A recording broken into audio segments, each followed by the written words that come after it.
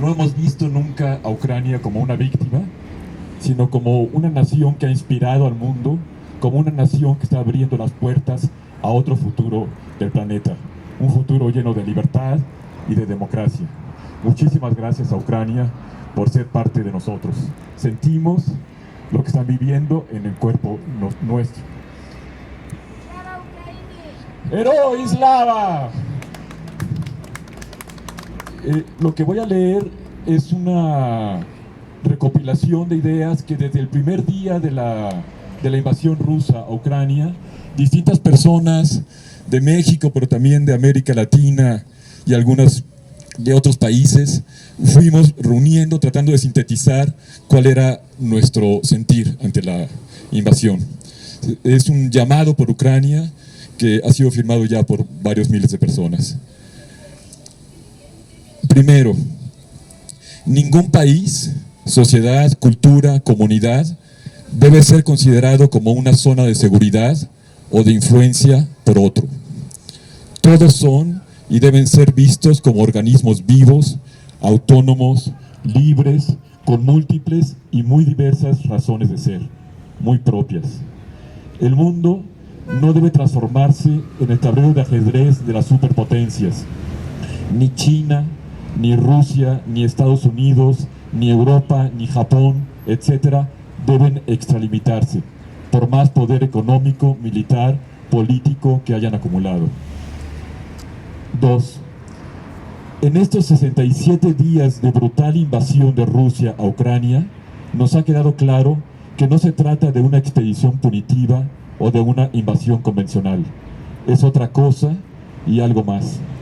La intensidad, la escala, la aparente falta de lógica en ciertos aspectos nos ha convencido a muchos de nosotros de que nos encontramos quizá en el umbral de una nueva era histórica. 3. En estos 67 días se han roto muchos tabúes. El de la guerra nuclear, con el que dio inicio el mundo contemporáneo después de los bombardeos de Hiroshima y Nagasaki en 45, porque Putin puso en alerta máxima sus misiles nucleares desde la noche del 2 al 3 de marzo y abrió fuego sobre la planta nuclear de Zaporizhia, la planta nuclear más grande de Europa. Fue una alarma mundial en los gobiernos y la sociedad. Es un atentado mayúsculo. También rompió el tabú de una tercera guerra mundial. Putin declaró que las sanciones internacionales aplicadas a Rusia por la invasión a Ucrania serán tomadas como una declaración de guerra, lo que desde luego internacionaliza el conflicto. Otro tabú que se rompió es el de la inviolabilidad de la Carta de las Naciones Unidas en vigor desde 1945. Putin ha caminado, ha destrozado esta carta, en especial en un punto muy sensible que es el de la defensa del territorio de las naciones. Es de la obligatoriedad del derecho internacional, que lo ha quebrantado cínica y provocadoramente a los ojos del mundo entero. Y aquí debo decir que esta guerra tiene una novedad, y es que nadie nos la va a contar después. La estamos viendo en tiempo real, directo. Como decía Rafael, no vamos a escuchar la versión de los vencedores. Tenemos nuestra propia versión, nuestros propios ojos, estamos viendo lo que ocurre hoy mismo en Mariupol, por ejemplo, ¿no? Y en todas las ciudades de Ucrania. Ha roto las leyes de la guerra y las leyes y costumbres de la guerra, es decir, el derecho internacional humanitario. Estos 67 días, Rusia ha empleado armamento prohibido, ha bombardeado indiscriminadamente zonas habitacionales, civiles, ha disparado contra la población, entre otras atrocidades y horrores que todos sabemos y han sido denunciados ante la Corte Internacional de la Haya por más de 30 países y que pueden calificarse como delitos, crímenes de lesa humanidad. También se rompió el tabú de la eficacia de la ONU. Nos quedamos prácticamente sin árbitro mundial.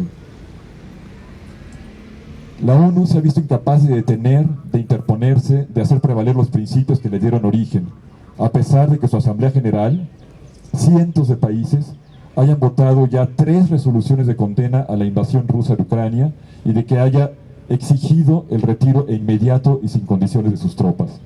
Todo esto no le importó a Putin. El viernes 5 de marzo, el Consejo de Seguridad se reunió de emergencia, algo que ha ocurrido solamente 10 veces en más de 70 años de vida de la organización, y votó una resolución de condena a la invasión rusa con 11 de los 15 miembros a favor. Pero hubo 3 abstenciones: China, India y los Emiratos Árabes. Y claro, el veto de los que no quisiéramos que fueran nuestros vecinos, la Federación Rusa. También se rompió el tabú de cierto equilibrio entre China, Rusia, Estados Unidos y Europa. 4. El arrasamiento de pueblos y ciudades, las atrocidades, los crímenes, la matanza indiscriminada, las torturas, las violaciones sexuales que conduce Rusia contra Ucrania, a la que Putin cínicamente llamó país hermano, ocurre ante los ojos del mundo entero. Todo el planeta lo seguimos horrorizados y en tiempo real. Y esto ocurre también bajo la mirada complaciente de China. Hay que decirlo. Como decía Olena hace un momento, el ejército ruso no se está enfrentando al ejército, o no se está enfrentando nada más al ejército ucraniano, se está enfrentando a los niños de Ucrania, se está enfrentando a las mujeres de Ucrania, a los ancianos de Ucrania, mancillándolos, mutilándolos, asesinándolos. 5. Nos queda claro que de no actuar, de no movilizarnos, ya estamos con un pie en el precipicio, en una nueva era de barbarie, de guerra generalizada o focalizada, pero sin ley, de imperio de la fuerza bruta, sin contrapesos, de la colisión de grandes dinosaurios, de un bárbaro juego de intereses geopolíticos, de sometimiento del resto de los países que ya nos podemos llamar soberanos.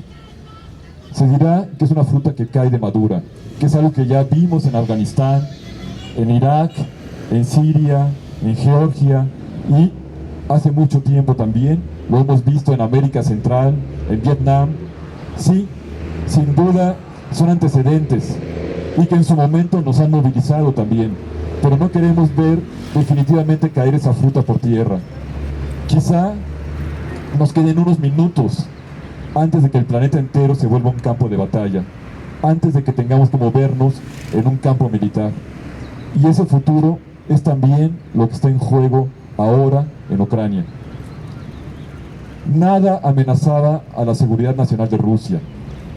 Un concepto que aquí, en América Latina, nos recuerda a las dictaduras del Cono Sur en los años 70. La Corte Internacional de la Haya no encontró vestigios del supuesto genocidio contra los rusos en el Donbass, que era la justificación, según Putin, de la invasión.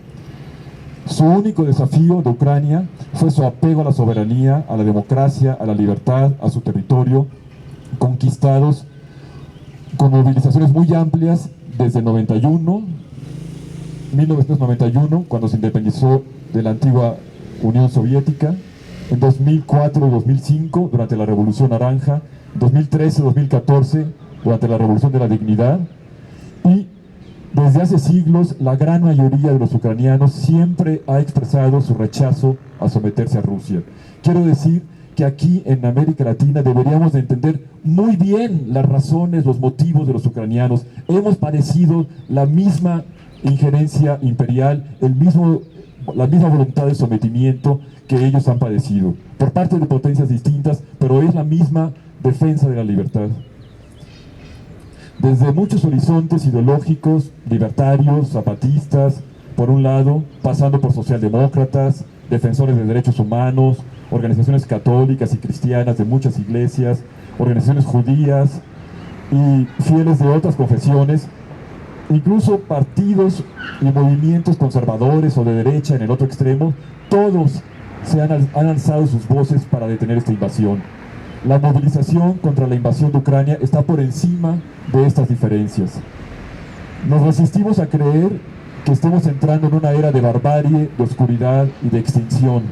El mundo no debe dejar sola a Ucrania. En particular, en América Latina y el Caribe, donde hemos resistido tantas invasiones imperiales, entendemos muy bien el rechazo de Ucrania a someterse a Rusia. Hemos padecido los mismos agravios. Solo recordaremos hoy los innumerables golpes de Estado en América Latina promovidos desde Washington, desde Centroamérica también en los años 30, en la época de Sandino, hasta hace poco el de Bolivia en 2019, pasando por las atroces guerras de Centroamérica en los años 80, el respaldo a la autocracia de Fujimori en Perú en los años 90 y tantos otros. En nombre de esa indignación que nos ha movido,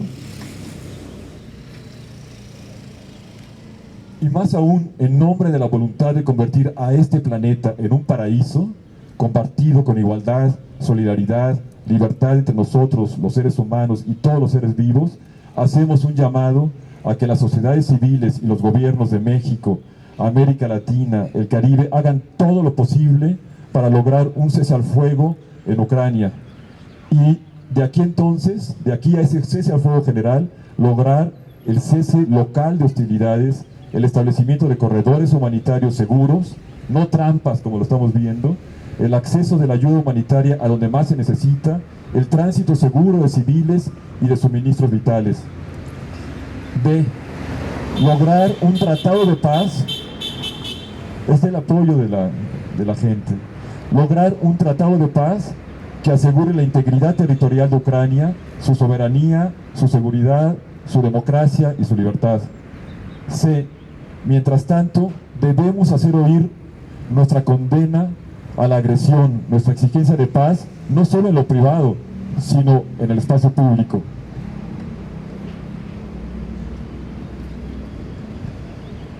D. Apoyar a las sanciones a Rusia por la invasión a Ucrania. Los atropellos, y menos de esa escala y atrocidad, no deben de quedar impunes. Los responsables deben ser llevados a los tribunales. E. Apoyar por todos los medios posibles a la resistencia ucraniana. Ninguna superpotencia debe extralimitarse, la fuerza no debe prevalecer, sino la paz y la dignidad. No necesitamos alinearnos con ninguna superpotencia para defender nuestras libertades. Debemos reconstruir a los organismos internacionales. Nada de esto se nos va a regalar. Ahora mismo debemos movilizarnos cientos, miles, millones para impulsar ese cambio. Ucrania es un llamado para despertar. Muchísimas gracias. ¡Viva Ucrania!